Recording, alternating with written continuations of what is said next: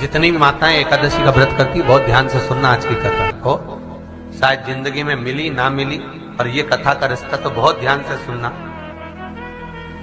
स्कंद पुराण यहां तक कहती है कि इस कथा के चरित्र को जो श्रवण कर लेता है उसको 26 एकादशी करना भी नहीं पड़ती। इस एकादशी की केवल ये कथा सुनकर ही वो तर जाता है। बहुत ध्यान से सुनना इसको, कथा को। एकादशी के दिन जब आप जल शंकर को चढ़ाने तो रोज ही जाते हैं। जब एकादशी का दिन रहे और शंकर जी के मंदिर में आप जल समर्पित करें तो 3 बार मुख से स्वधा स्वधा स्वधा या स्वधा स्तोत्र का पाठ, जिसमें 12 श्लोक। 2-4 हैं, पैसा तो आ रहा है और घर में टिक नहीं रहा। डॉक्टर में, पुलिस में, एक्सीडेंट आदि में, कहीं गलत जगह पर व्यसन में अगर पैसा जा रहा है, जुए में, मांसाहार, मदिरा पान, या कहीं आया पैसा आने में कमी नहीं, आ रहा है पर टिक नहीं रहा, रुक नहीं रहा।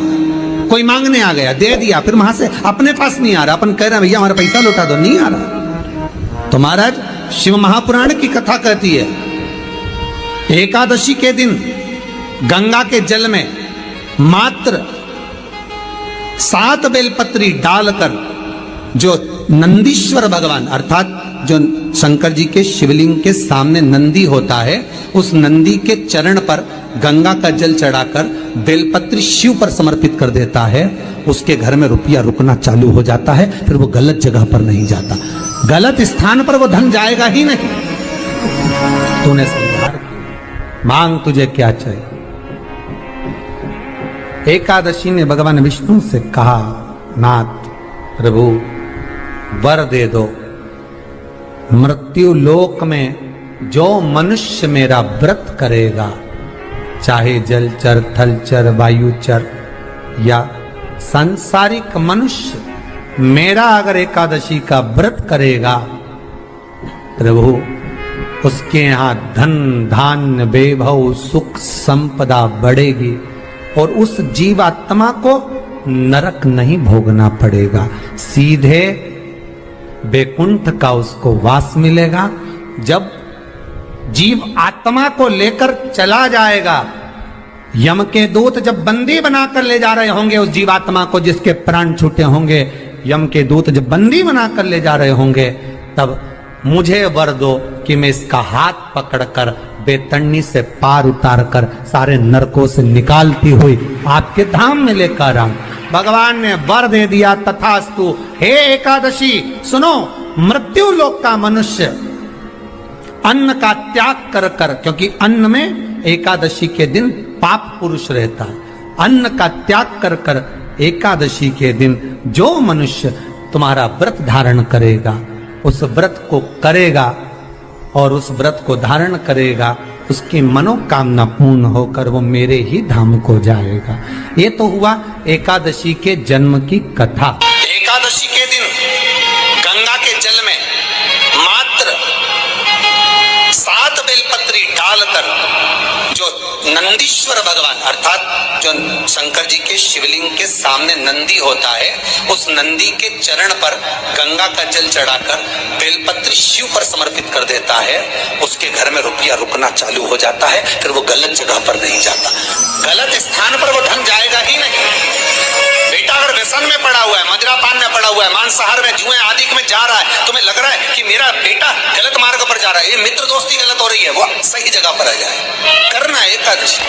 कई लोग इसको धन के लिए भी करते हैं, संपदा के लिए। संपदा के लिए अर्थात जिसका व्यापार नहीं चलता, जिसके घर में पैसा नहीं आता, या नौकरी नहीं लग रही, या सर्विस नहीं लग रही, आप अप्लाई कर रहे हो, जगह जगह जाकर इंटरव्यू भी दे रहे हो और पैसा नहीं आता, तो उसके लिए भी प्रयास किया जाता है। पर उसके लिए यहाँ पर जो धन के लिए करते हैं, उसके लिए विष्णुपदी के लिए करते हैं। मतलब जैसे गंगा के जल में तुलसी के 11 पत्ते डाले जाते हैं और उसको किसी भी नारायण के मंदिर में, राम कृष्ण शिव शंकर नहीं, राम कृष्ण भगवान विष्णु दत्त आदि जितने नारायण के मंदिर हैं, उस मंदिर में किसी भी पात्र में, एक छोटे से पात्र में उसको भरकर रखी जाते हैं महाराज। उससे भी जॉब सर्विस नौकरी में सफलता प्राप्त हो जाती है, परंतु वो भी एकादशी को ही होता है। कुछ देर तक पात्र को रखा जाता है, फिर वही पात्र का जल किसी भी वृक्ष के नीचे डाल दिया जाता है, उससे भी नौकरी के लिए फायदा होता है। गंगा का जल कोई साधारण नहीं। दशमी, एकादशी और द्वादशी, इन 3 तिथियों पर एक रोटी में थोड़ा सा मीठा रखकर सोमक पितृ का नाम लेकर यदि गाय को खिला दिया जाता है तो अगर कोई पूर्वज प्रेत योनि में भी पड़ा हुआ होता है, भटक रहा होता है, जिसको पिंड नहीं मिला, जो अचानक मर गया होता है, अधोगति में चले गया होता है, उस जीव की मुक्ति दशमी, एकादशी और द्वादशी 3 दिन सोमक पितृ का नाम लेकर रोटी में, पूरी में मीठा रखकर अगर गाय को खिला दिया जाता है ये 3 दिन तक, तो वो पितृ कभी भटकते नहीं है, उनको मुक्ति प्राप्त हो जाती है मोक्ष में। नहीं, एकादशी है कौन? क्यों इसकी इतनी प्रधानता है? क्यों इसकी पुण्यता है? ऐसा क्या है एकादशी में जो इसकी पुण्यता मानी जाए? कौन है ये जो भगवान नारायण तक एकादशी का व्रत करते हैं? सुभद्रा जी को भगवान जगन्नाथ ने, जगदीश ने एकादशी का व्रत कराया था। बद्रीनारायण भगवान को माता लक्ष्मी ने एकादशी का व्रत कराया था। क्यों? चंद्रायण एकादशी व्रत की माता। एकादशी है कौन? तो कहा जिसको व्रत करने पर भगवान नारायण भी जिसका व्रत करते हो, भगवान माता लक्ष्मी जिसका व्रत करती हो, वो एकादशी है कौन? तो शास्त्र वर्णन करता है महाराज, स्कंद पुराण का सुंदर चातुर्मास्य खंड के अंतर्गत वर्णन आया है महाराज। एक बार भगवान विष्णु आनंद में विराजमान थे, पद्मावती और माता लक्ष्मी दोनों उनके पास में विराजी हुई थी। भगवान लक्ष्मी और पद्मावती दोनों बैठी, एक सिर के पास, एक चरण के पास।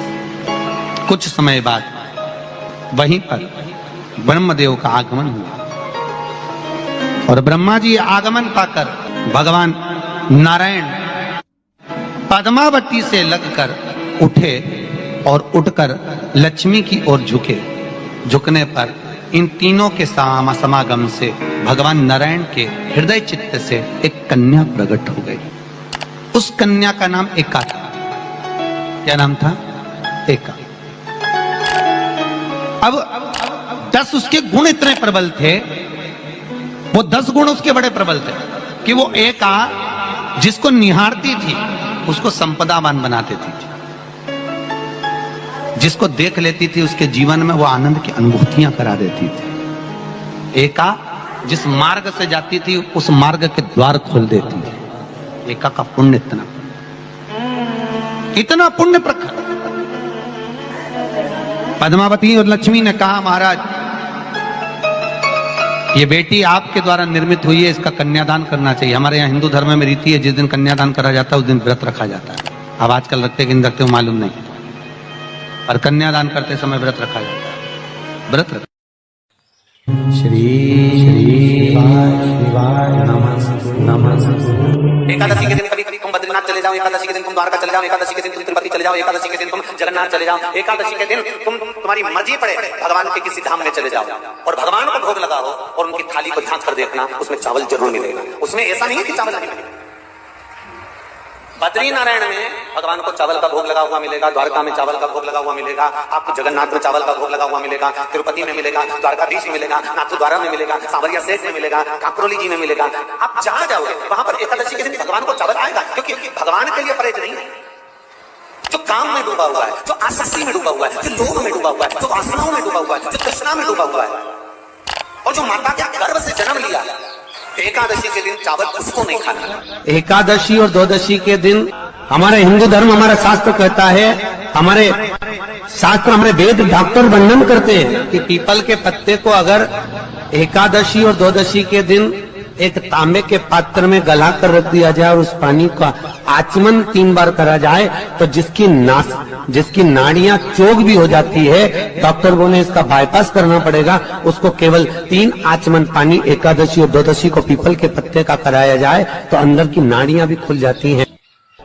भगवान का एक नाम है अघोर। ब्रह्मा जी को दर्शन दिया, अघोर मतलब सिद्ध नाम। और बहुत ध्यान से सुनना भाई, बहुत प्रयास कर लिया आपने, कामना सिद्ध नहीं हो रही। 1 लोटा जल, एक जल का पात्र लीजिए, उस जल के पात्र को लेकर उसमें थोड़ा सा लाल चंदन डालकर बेलपत्री के वृक्ष के नीचे और देवादिदेव महादेव को चढ़ाना प्रारंभ करें। उसके बाद में एक लोटा जल स्वच्छ फिर शिव जी को श्री शिवाय नमस्तुभ्यं हम बोलकर आपकी कामना कहकर भगवान शिव पर अघोरेश्वर महादेव का नाम लेकर आप चढ़ाना प्रारंभ करिए। बाबा आपका कार्य 3 महीने के अंदर पूर्ण कर देगा, सफल। बेलपत्र होते हैं, उसकी इसको छेद तो करते नहीं है सुई से, बेलपत्र की डंडी को बांधते जाओ 108 बेलपत्र की माला बनाना और माला बनाकर भगवान शंकर के गले में, शंकर के शिवलिंग को जो चढ़ा देता है उसकी मनोकामना भगवान शंकर पूरी कर दे। 108 बेलपत्र की माला बनाकर शंकर भगवान को समर्पित करी जाती है। माता लक्ष्मी ने भगवान विष्णु को पाने के लिए तुलसी की माला बनाकर समर्पित करी थी, जैसे सती ने शिव को पाने के लिए, कामना को पूर्ण करने के लिए। शास्त्र कहता है घर के बुजुर्गों को, घर के बड़ों को, जेठ जेठानी हो, सास ससुर हो, घर में जो तुम्हारी उम्र से बड़ा हो, उसको आज पीला फूल या पीली चने की दाल या पीला वस्त्र, कुछ भी पीली सामग्री आज घर के बड़ों को देना चाहिए। क्यों देना चाहिए? तो शिव महापुराण की कथा कहती है कि जो शुक्ल पक्षी की एकादशी के दिन पीली वस्तु का दान दे देता है, घर के किसी ब्राह्मण को देने नहीं जाना, किसी मंदिर में देने नहीं जाना, आपके ही घर में, आपके ही घर के बड़ों को कोई भी पीली चीज का दान कर सकते। फूल हो, मिठाई हो, कोई अनाज हो, कोई वस्त्र हो, पीली वस्तु का दान दे। क्यों होगा? क्या होगा उससे?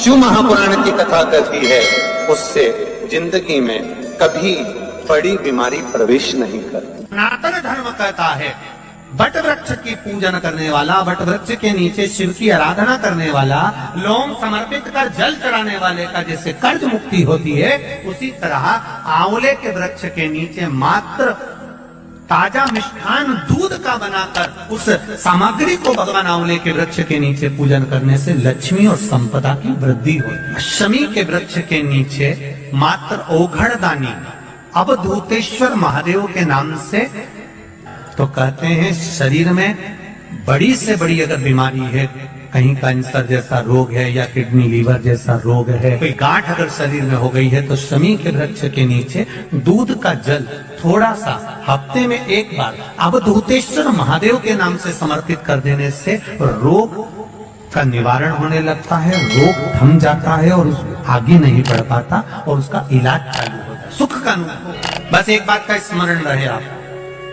आंवले के वृक्ष के नीचे अगर कोई भोग लगाया गया है पा सकते हैं, पीपल के वृक्ष के नीचे कोई भोग लगाया है पा सकते हैं, बट वृक्ष के नीचे कोई भोग लगाया गया है पा सकते हैं। जिस वृक्ष के नीचे भोग लगाओगे पालोगे, शमी वृक्ष का जो प्रसाद है वो आपको वहीं छोड़ना पड़ता है। हिंदू धर्म के 3 व्रत ऐसे हो गए जिनका पुण्य समाप्त नहीं हुआ महाराज। पहले नंबर पर एकादशी, दूसरे नंबर पर प्रदोष और तीसरे नंबर पर शिवरात्रि। एकादशी भी 26 है तो प्रदोष भी 26 है, शिवरात्रि केवल 12, और अगर अधिक मास की पड़ जावे तो ये 13, और अधिक की आय तो 13 है। तो यहाँ शास्त्र कह रहा है कि 3 व्रत हमारे यहाँ जिनका पुण्य समाप्त नहीं हुआ, जिनका